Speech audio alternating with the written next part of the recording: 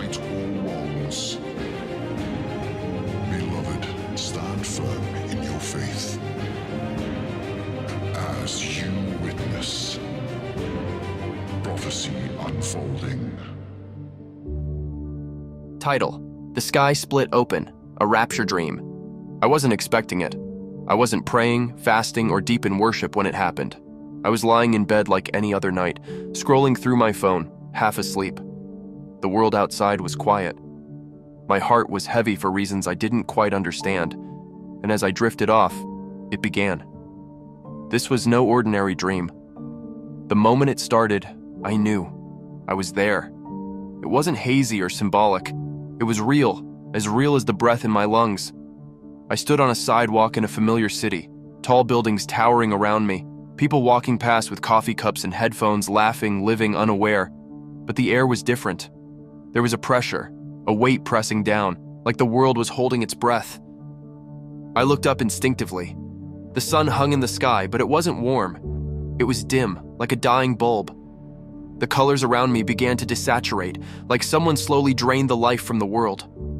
Then I heard it. A sound like no other. A trumpet blast.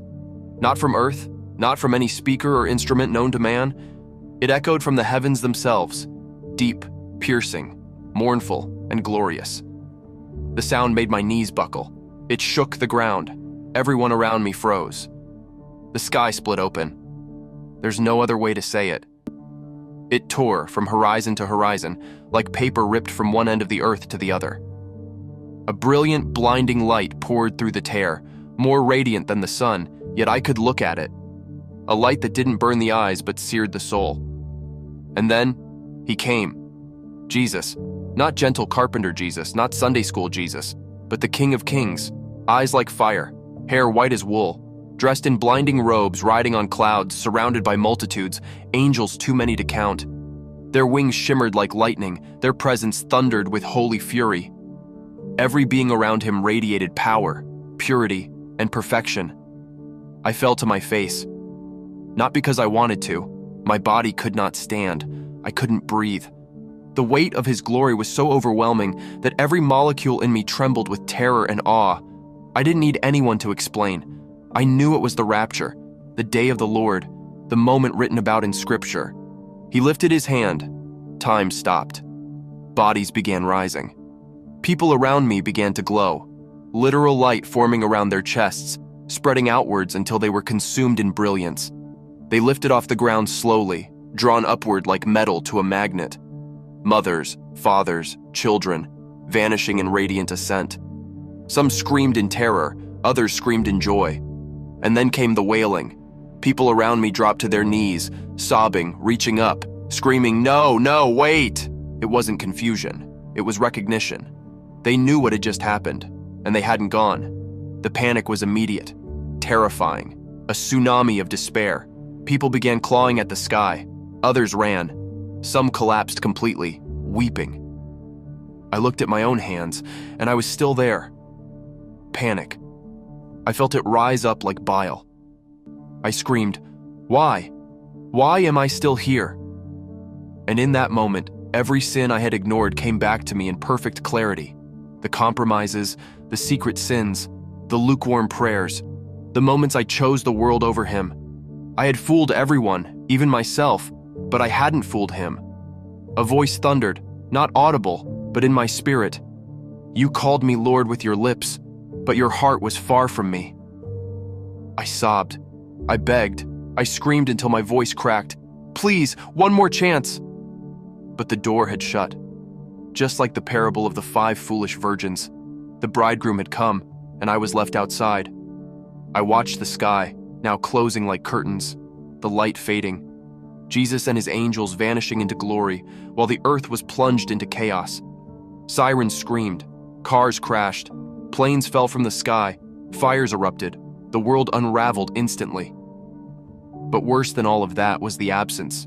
His presence, once so near, was gone. And what replaced it was a darkness I cannot describe. Not just a lack of light, but a spiritual soul-crushing emptiness. I saw demons pour into the streets, shadows with eyes, crawling, twisting, whispering. People were consumed by madness. They clawed at each other.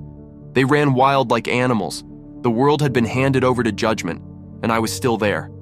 I woke up screaming, drenched in sweat, sobbing like I hadn't sobbed in years. It took me a full hour to realize I was still alive, that it was just a dream. But it wasn't just a dream. It was a warning. I know what I saw, and I need you to hear me. He's coming, soon. This world isn't going to last. The comfort, the distractions, the wealth, it will all vanish in a moment. Are you ready? Are you truly walking with him? Or are you just coasting, assuming you have more time? Let me tell you something. You don't. The deception in this world is thick. People go to church and leave unchanged. We scroll through social media instead of reading his word. We ignore the Spirit's tug, thinking we'll get serious later. But later may never come. I share this not to scare you, but to shake you. Time is short. The bridegroom is at the door. There's no room for half-hearted love. He is holy. He is just. And he is coming back. Not as a lamb, but as a lion. Please, check your heart. Get in the word. Seek him with everything you've got. Forgive people. Let go of pride. Cast down idols. Stop compromising. Because when that trumpet sounds, it'll be too late to choose. Choose him now. Therefore, keep watch, because you do not know the day or the hour. Matthew 25:13. I tell you, on that night, 2 people will be in one bed. One will be taken and the other left. Luke 17:34. This dream was given so I would share it, not to glorify myself, but to glorify the one who gave it.